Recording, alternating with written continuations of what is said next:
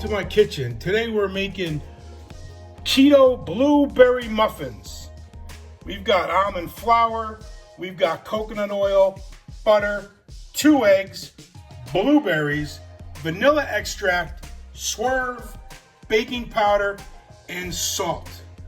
Let's take a look.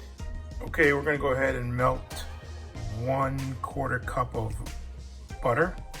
Okay, we're gonna go ahead and pour in the butter. It's okay if there's a little soft enough. We'll be mixing it anyway, so that's our first thing. Okay, now we gotta go with 1/4 cup of erythritol, plant-based sugar alternative.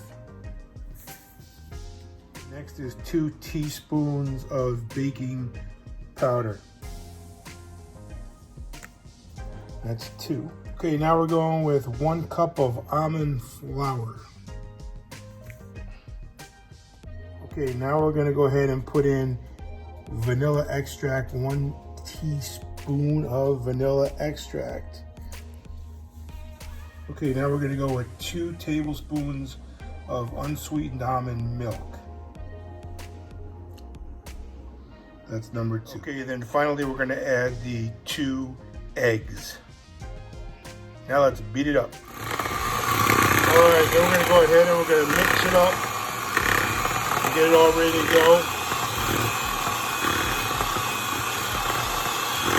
The batter's looking good. Okay, there you have it. There's the blueberry muffins ready to be put in the oven.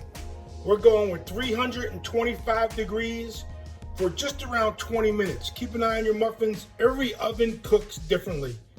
Man, those blueberry muffins look good.